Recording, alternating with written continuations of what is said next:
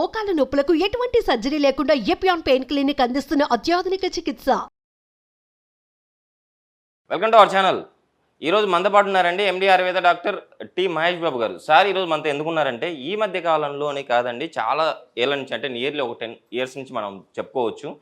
పెద్దవాళ్ళు మనం యాక్చువల్లీ మోకాల నొప్పుల ప్రాబ్లం చూసేవాళ్ళం. ఈ మధ్య కాలంలో చిన్న అంటే 20+ ఏజ్లో ప్రతి ఒక్కరిలో కామన్గా చూస్తూ ఉన్నాం. సో ఈ ప్రాబ్లంకి చాలా చక్కటి రెమెడీ ఉంది ఆయుర్వేదంలో. ఈరోజు నేను చెప్పినట్టు, నేను ప్రిపేర్ చేసినట్టు మీరు వాడండి, నేను చెప్పినట్టు తీసుకోండి అని చెప్పేసి అంటున్నారు. సో ఆ ప్రిపరేషన్ ఏంటి, మనం ఎలా తీసుకోవాలి, ఏం చేస్తే మనం ఈ ప్రాబ్లం నుంచి బయటపడతాం, సార్ ద్వారా తెలుసుకుందాం.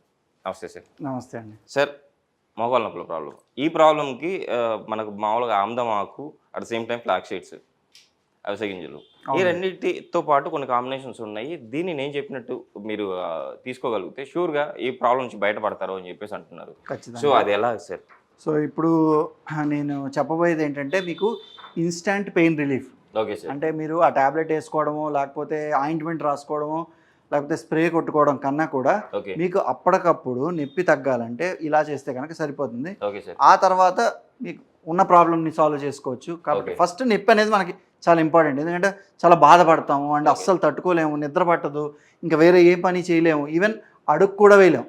అంటే ఎందుకంటే మన పని మనం చేయలేకపోతే దానికన్నా ఇంకా ఆ బాధ అనేది వేరేది ఉండదు. కాబట్టి అలాంటిది ఉండకుండా ఫస్ట్ నొప్పి తగ్గడానికి ఇమీడియట్గా ఇప్పుడు నేను చెప్పబోయేది పనికి వస్తుంది అనమాట. ఇప్పుడు మనం తీసుకునేది ఏంటంటే అందరికీ తెలిసింది ఆముదమాకు.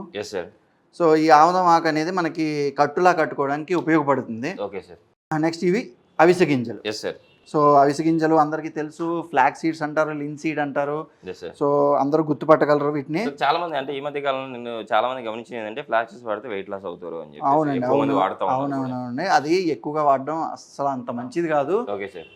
లోపల తీసుకునేటప్పుడు కొన్ని జాగ్రత్తగా కొన్ని రూల్స్ పెట్టుకుని ఫాలో అవ్వాలి, ఎక్కువ వాడకూడదు. అయితే ఇప్పుడు మనం ఏంటంటే ఈ అవిసె గింజలు, ఫ్లాక్ సీడ్స్ని ఉపయోగించి మనం నొప్పి అనేది తగ్గించడం ఎలాగో చూద్దాం. అలాగే మన అందరికీ తెలుసు శొంఠి. అయితే నువ్వుల నూనె కూడా మనకు కొంచెం బేస్ లాగా కావాల్సి ఉంటుంది. సో ఇప్పుడు నేను చెప్పబోయేది ఏంటంటే, ఫస్ట్ మోకాళ్ళ నొప్పులు ఎప్పుడైతే మోకాళ్ళ అరుగుదల వల్ల వస్తుందో, అంటే ఆస్టియో ఆర్థరైటిస్ అంటారు. ఎందుకంటే చాలా రకాల మోకాళ్ళ నొప్పులు ఉన్నాయండి. రొమటాయిడ్ ఆర్థరైటిస్ అని, గౌటీ ఆర్థరైటిస్ అని. అయితే అవన్నీ కాకుండా ముఖ్యంగా ఆస్టియో ఆర్థరైటిస్ అంటారు. అంటే ఏంటంటే మనకి వయసు పైబడుతున్నా సరే, లేకపోతే మోకాళ్ళ మీద అత్యధిక శ్రమ, అంటే ఈ రోజుల్లో కూడా నేను చూస్తున్నాను ఏంటంటే మనకు బాడీకి మించి ఎక్కువ వర్క్ చేస్తున్నారు అందరూ, స్టెప్స్ అనే పేరుతో. సో ఎక్కువ నడవడం, అంటే మన శ్రమకు మించి చేయడం కూడా మోకాలు అరిగిపోవడం అనేది జరుగుతుంది.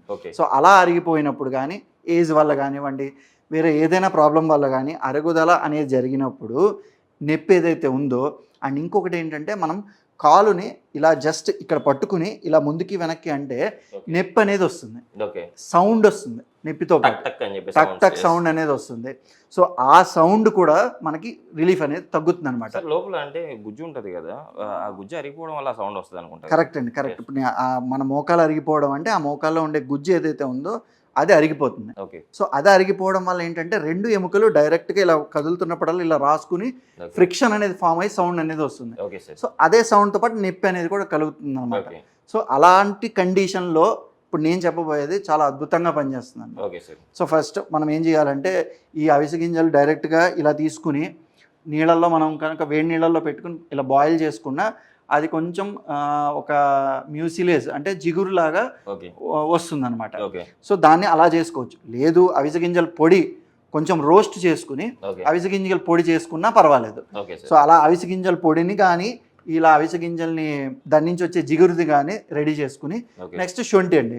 సో శొంఠి, అలాగే మనకి శొంఠి పొడి. సో ఇలాగ శొంఠిని తీసుకుని పొడి చేసేసుకుని మనం పెట్టుకున్నట్టయితే, ఇప్పుడు మనం ఏం చేయాలంటే జాగ్రత్తగా ఒక బౌల్లో ఇలాగ ఆయిల్ తీసుకోండి, నువ్వుల నూనె తీసుకోండి. నువ్వుల నూనె కొంచెం వేడి చేయండి. కొంచెం వేడి చేసిన తర్వాత ఏం చేస్తామంటే, ఫర్ ఎగ్జాంపుల్ ఇప్పుడు మనం కొంచెం నువ్వుల నూనె ఇలా తీసుకుంటాం.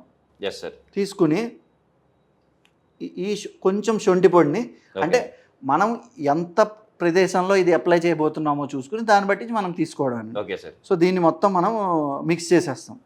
మిక్స్ చేసేసిన తర్వాత ఇప్పుడు అవిసె గింజల పొడి కూడా, ఒక అవిసె గింజల పొడి ఉంటే డైరెక్ట్గా దాన్ని కూడా ఇలా మనం మిక్స్ చేసేసుకోవచ్చు ఇందులో. Okay sir. సో ఇలా చేసుకుంటే మనకి ఏంటంటే ఒక పేస్ట్ లాగా వస్తుంది అనమాట. Okay sir. సో ఇప్పుడు మనం అవిసె గింజల పొడి కానీ లేదంటే ఒకవేళ అవిసె గింజల పొడి లేదు, ఇప్పుడు మనం ఏంటంటే గుజ్జు ఈ మ్యూసిలేజ్ అనేది జిగురు అనేది వస్తుంది దీని నుంచి, దాన్ని కొంచెం తీసుకునైనా మనం యాడ్ చేసుకోవచ్చు. Okay sir. సో చూడండి ఇలాగా జిగురు అనేది వస్తుంది దీని నుంచి, ఇదిగోండి చూడవచ్చు క్లియర్గా. సో ఇలాగా మనం ఈ ఉన్న జిగురుని కూడా తీసుకుని మనం కొంచెం ఇలాగ యాడ్ చేసుకుంటే సో ఇది అనేది ఒక అద్భుతమైన కాంబినేషన్ ఫామ్ అవుతుంది. సో మనం ఈ కాంబినేషన్ని మిక్స్ చేసుకుని ఇలా వేడిగా, కొంచెం వేడిగా అంటే గోరువెచ్చగా ఉన్నప్పుడు దీన్ని తీసుకుని మోకాలు నొప్పులు ఎంత భాగం వరకు ఉందో ముందు వెనకాతల పక్కన కూడా చక్కగా ఒక లేయర్ ఫామ్ చేసేటట్టు ఒక 2 అంగుళాలు థిక్నెస్ ఉండేలాగా రాసుకుని కొంచెంసేపు రెస్ట్ తీసుకుంటే కనుక మనకి తగ్గుతుంది.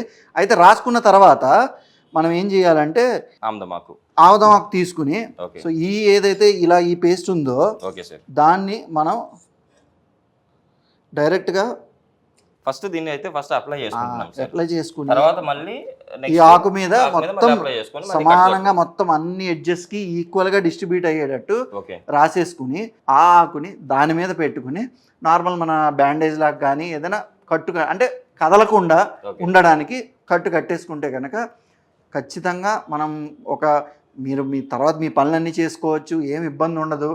ఒక 2 గంటల నుంచి 3 గంటల లోపు మీకు పెయిన్ నుంచి అయితే ఉపశమనం వస్తుంది. Okay sir. సో ఇది ఇప్పుడు ఈరోజు నేను చెప్పింది ఏంటంటే నొప్పి అనేది ఫస్ట్ మనకి ఇన్స్టెంట్ రిలీఫ్ అయితే వస్తుంది. సార్ దీంతో పాటు గుజ్జు మనము ఆల్రెడీ అవిసె గింజలతో మనం కట్టుకుంటున్నాం, గుజ్జు కూడా వచ్చే అవకాశం ఉందా మోకాళ్ళు? ఖచ్చితంగా అండి. అయితే మనకి యాక్చువల్గా సైన్స్ ప్రకారం ఎలాగంటే స్కిన్కి అబ్జార్ప్షన్ కెపాసిటీ అనేది ఉంటుంది. సో గుజ్జు అబ్జార్ప్షన్ అనేది ఉంటుంది. బట్ ఏదేమైనా సరే ఇంటర్నల్గా తీసుకునేది వేరు ఉంటుంది. దీని నుంచి ఇంక్రీజ్ అవ్వడం అనే ఛాన్సెస్ చాలా తక్కువ ఉంటుంది. సార్ ఇంటేక్ తీసుకుంటేనే అంటే గుజ్జు దీంతో పాటు ఇంటేక్ కూడా తీసుకోవాలి గుజ్జు పెరగాలంటే అని చెప్పేసి అంటున్నారు. ఇన్ కేసు ఆయుర్వేదం ప్రకారం మీరైతే ఎలాంటి మెడిసిన్ ఇస్తారు, ఒకవేళ ఇంట్లో ఎలాంటి ఆహారపు అలవాట్లు మనం చేసుకోవాలి? సో ఖచ్చితంగా మనకి ఏంటంటే ఇంటర్నల్గా ఆయుర్వేదిక్లో చక్కటి మెడిసిన్స్ అండ్ ట్రీట్మెంట్స్ అయితే ఉన్నాయి. సో గుజ్జు పెరగడానికి ఇప్పుడు ఏంటంటే మనకి కొన్ని మెడిసిన్స్ ఉన్నాయి. ఇప్పుడు ఏంటంటే ఈ జిగురు పడడానికి చాలా హై క్వాలిటీ మెడిసిన్స్ అనేవి ఉన్నాయి. అంటే ఏంటంటే ఇప్పుడు లక్క అని ఒకటి ఉంటుంది. నెక్స్ట్ ఇంకోటి ఏంటంటే మనకి ఇప్పుడు అశ్వగంధ ఇలాంటివి కొన్ని మెడిసిన్స్ ఉన్నాయి. అవేంటంటే అత్తిపత్తి అని ఒకటి ఉంటుంది. సో ఇలాంటివి డిఫరెంట్ మెడిసిన్స్ ఉంటాయి. వాటితో ప్రిపేర్ చేసిన మెడిసిన్స్ మనం పేషెంట్స్కి ఇస్తాం అనమాట. దాంతోపాటు ఏంటంటే ఇది ఇప్పుడు అప్పటికప్పుడు రిలీఫ్ రావడానికి సో ఇప్పుడు ఉపనాహ స్వేద అని ఉంటాయి అనమాట. అవేంటంటే అప్పటికప్పుడు మనం కొన్ని మెడిసిన్స్ అప్లై చేసి కడతాం అనమాట. దానివల్ల ఏమవుతుందంటే ఆ పెయిన్ అనేది ఇన్స్టెంట్ రిలీఫ్ లాగేసుకుంటుంది. ఇప్పుడు మనం స్ప్రేలు ఆయింట్మెంట్లు ఎలా రాసుకుంటామో దాని బదులు ఇది చేస్తే అవుతుంది. అలాగే మనం మెడిసిన్స్ ఇస్తే కూడా అవుతుంది అనమాట. అండ్ మీరు అడిగినట్టుగా ఫుడ్ విషయానికి వస్తే బాగా హైలీ న్యూట్రిషియస్ ఫుడ్ ఏదైతే ఉంటుందో, అంటే ఫర్ ఎగ్జాంపుల్ చెప్పాలంటే ఇప్పుడు ఈ సీడ్స్, ఫ్రూట్స్ అండ్ నట్స్ ఒక ఎత్తు అయితే బాగా ఇప్పుడు మీరు తీసుకుంటే కనుక యాప్రికాట్ అని ఉంటుంది. సో యాప్రికాట్ అనేది ఒకటి, నెక్స్ట్ వాల్నట్. సో ఇవన్నీ ఈ హైలీ న్యూట్రిషియస్ ఫుడ్స్ ఏంటంటే, అండ్ ఇంకోటి ఈ సన్ఫ్లవర్ సీడ్స్ ఒకటి. సో వీటిల్లో ఇలాంటి హైలీ న్యూట్రిషియస్ ఫుడ్స్ ఒకటి చాలా మంచిది. అండ్ ఇప్పుడు మనం డైలీ తీసుకునే ఫ్రూట్స్ కూడా అండి. సో మనం యాక్చువల్గా ఫ్రూట్స్ని ఏంటంటే నెగ్లెక్ట్ చేస్తుంటాం. అంటే అండ్ ఫ్రూట్స్ని ఇంకోటి ఏంటంటే జ్యూసెస్ రూపంలో తీసుకుంటుంటాం. అలా కాకుండా డైరెక్ట్ మనం ఫ్రూట్స్ని ఫ్రూట్గా తీసుకుంటే కనుక, ఇప్పుడు యాపిల్నే తీసుకోండి. సో యాపిల్ జ్యూస్ కన్నా కూడా యాపిల్ ఫ్రూట్ని డైరెక్ట్గా తీసుకుంటే మనకి బెనిఫిట్ అనేది చాలా ఎక్కువ ఉంటుంది. సో ఆ విధంగా చూసుకుంటే మనం ఫ్రూట్స్ అనేవి ఎక్కువ తినడం వల్ల మనకి నీ అనేది చాలా స్ట్రాంగ్ అవుతుంది. అండ్ ఇంకో మోస్ట్ ఇంపార్టెంట్ ఏంటంటే ఇప్పుడు మనం కాల్షియం కింద మనం పాలు ఇవన్నీ చెప్తాం కదా. సో అలాగే పాలు అనేది ఈ సైనోవియల్ ఫ్లూయిడ్ కూడా చాలా ఇంపార్టెంట్. సో పాలు, పెరుగు అలాంటివి అయితే మానద్దు. సో ఖచ్చితంగా తీసుకుంటే మనకి మోకాలు గుజ్జుకి చాలా మంచిది. సార్ నేను విన్నాను ఆయుర్వేదిక్లో కూడా అంటే ఈ జాయింట్ పెయిన్స్, నీ పెయిన్స్ ఉన్న వాళ్ళకి ఇప్పుడు ఏమంటారు మజ్జిగ, పెరుగు ఇట్లాంటివి తీసుకోవద్దు అంటారు. మీరేమో తీసుకోమంటున్నారు. అది చెప్తానండి, కరెక్ట్, మంచి క్వశ్చన్ ఇది. నేను ఇందాక చెప్పినట్టు మోకాలు నొప్పుల్లో రకాలు ఉంటాయి. అందులో రొమటాయిడ్ ఆర్థరైటిస్ అని ఉంటుంది. దాంట్లో పెరుగు అస్సలు తినకూడదు. Okay sir. బట్ ఇది ఆస్టియో ఆర్థరైటిస్ నేను చెప్పాను, మోకాళ్ళ అరుగుదల. సో అరుగుదల ఉన్నప్పుడు ఖచ్చితంగా తీసుకోవచ్చండి. పాలు కానీ పెరుగు కానీ ఖచ్చితంగా తీసుకోవచ్చు. సో అటువంటి సందేహం ఏమీ అవసరం లేదు. సో వీటిల్లో అయితే తీసుకోవచ్చు, ఏమి ఇబ్బంది ఉండదు. సార్ నిజంగా సార్ ఈరోజు మన ప్రేక్షకుల కోసం నిజంగా అంటే మోకాల నొప్పులు ఇన్స్టాంట్గా తగ్గడానికి అండ్ ఇంటర్నల్గా ఏం తీసుకుంటే ఎలాంటి మెడిసిన్ తీసుకుంటే గుజ్జు పెరుగుతుంది ఈ ప్రాబ్లమ్స్ పూర్తిగా బయటపడవచ్చు చాలా చక్కగా వివరించారు. Thank you sir. Thank you.